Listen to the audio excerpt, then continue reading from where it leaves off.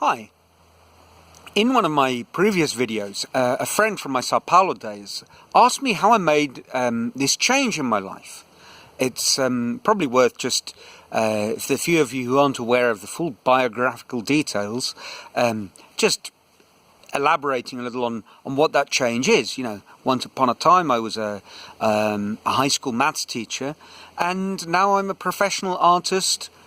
You know, once upon a time I was living in big cities, teaching London, Lima, Sao Paulo, and now I'm living in a little village of, you know, at most a few thousand people.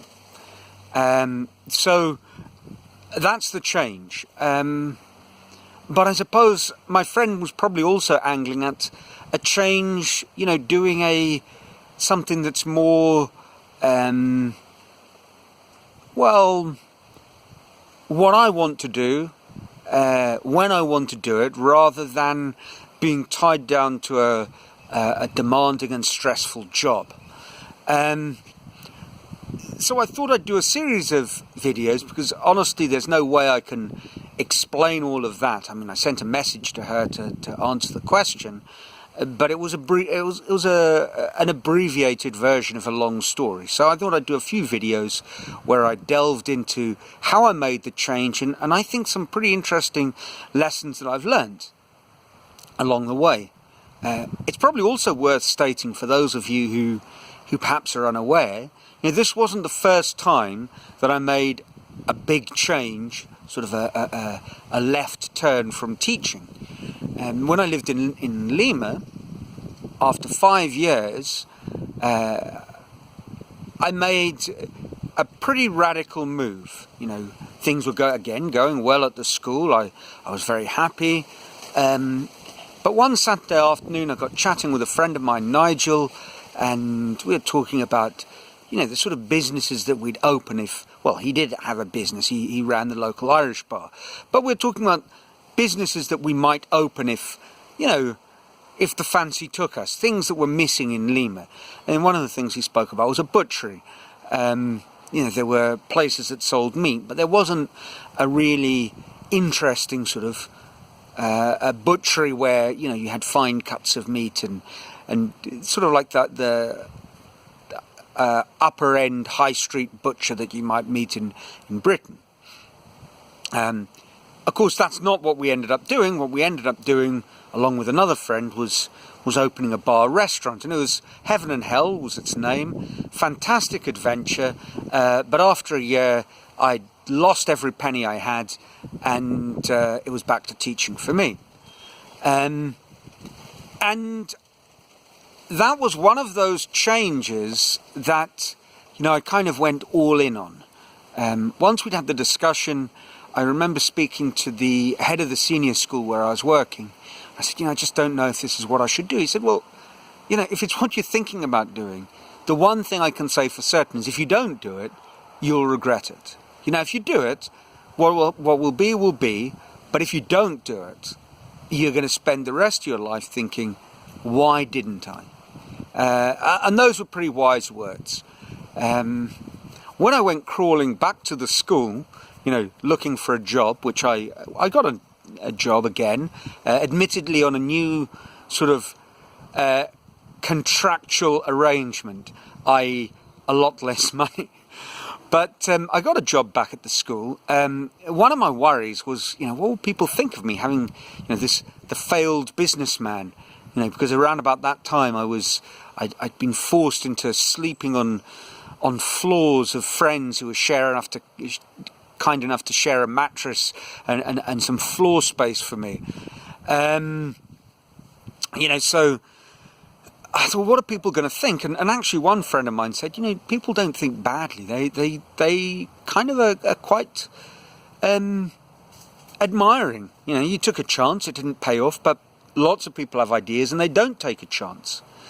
And a lot of the sort of the how to change and improve your life gurus will say that there's something to be said, a lot to be said for going all in, for kind of diving head first, you know, burning your bridges, because then you're really committed.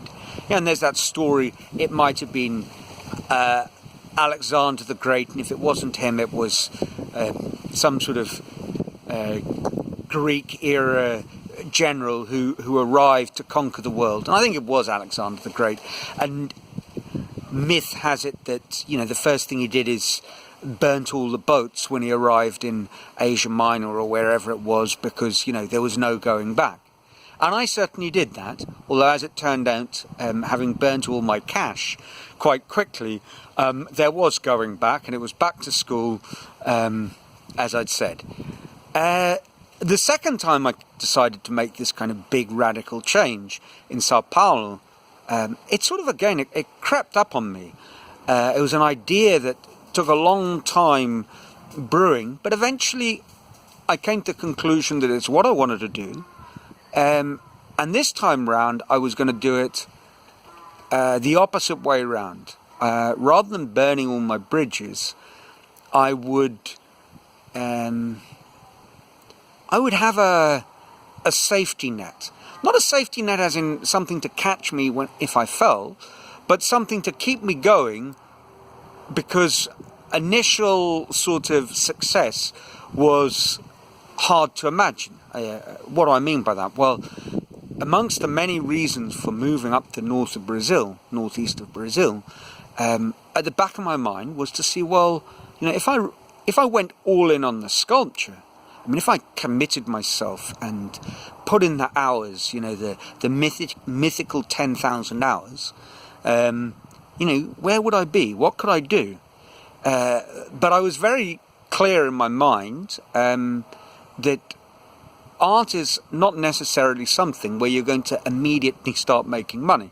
I'd been dabbling in sculpture, and sales weren't easy to come by. And reading biographies and looking at friends and how things panned out for them, and considering where we were coming to, it was clear to me that I wasn't going to be, as much as I might have had daydreams of success and glory and financial independence from my sculpture, it was very clear that wasn't going to come overnight. So this time round, what I did is I kind of planned for it long term. The key element of planning was to have what I suppose is now would be considered passive income. I decided I wouldn't move until I'd finished buying my apartment in Sao Paulo.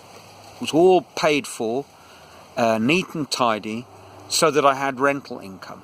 And that was the plan. And when I hatched the plan and when I resigned from the job, I'd done the sums, and it was clear to me that my rental income would probably give me enough to save about 15% of it. What I hadn't anticipated, of course, was the imminent collapse of the Brazilian economy and the rental market. So two things resulted because of this housing market collapse. The first was I didn't rent for more than 6 months, so I just ate into my kind of savings rainy day fund, so that disappeared. And then when I did rent, I had to drop the amount quite considerably.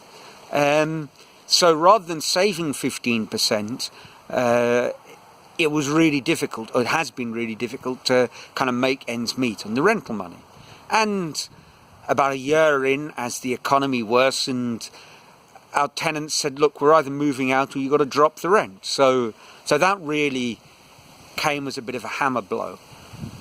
But I did have something to fall back on, and it's been enough to allow me and Rita to kind of get settled here and start building what our future's going to be with at least some sort of peace of mind.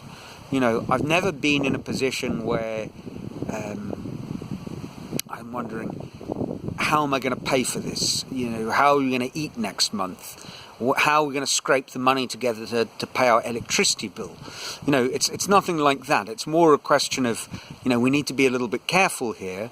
And just when things don't seem to be working out, one of us picks up a nice little job that tides us over, or one of my small savings funds kind of comes floating in, and that kind of saves the day.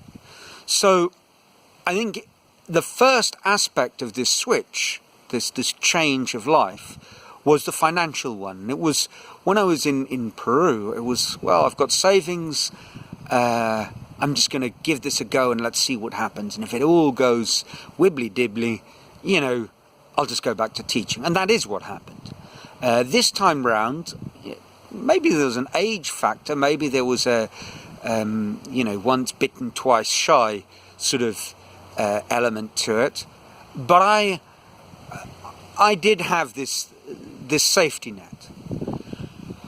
One of the writers that I've kind of read quite a bit of, he sort of in this self-improvement, self-development area, he has a lovely little analogy where he says it's, when you're thinking about whether to go all in or not, and caution's holding you back, he uses an analogy of, imagine, you're in a shipwreck and you're holding on to some flotsam, some sort of makeshift almost life raft, and you can see the shore in the distance, but you're feeling tired and stressed, and you think, well, I'll just hold on to onto the wooden boards and the floatables that little bit longer until I'm feeling stronger.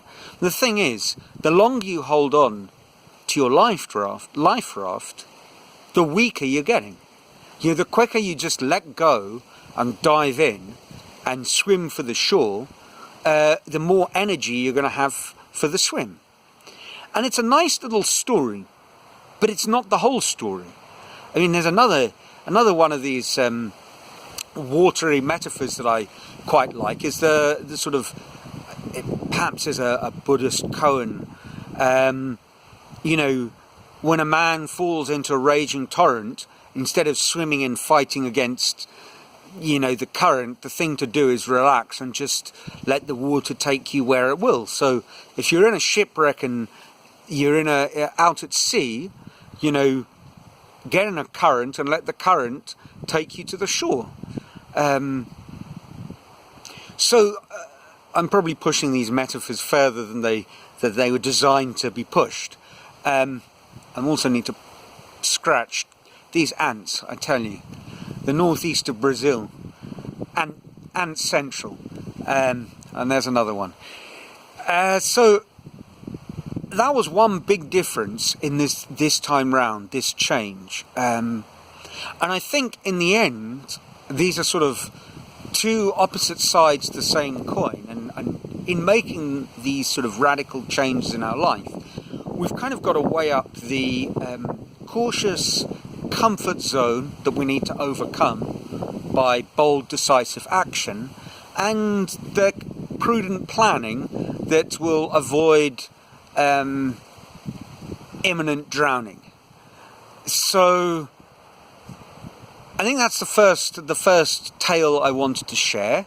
Let me know what you think. And if you're planning on an exciting change of life, go for it. That's my message. But go for it might be, write your letter of resignation now, or it might be a steady planning and action process of, in my case, probably 10 years. So let me know what you think, and until next time, ciao.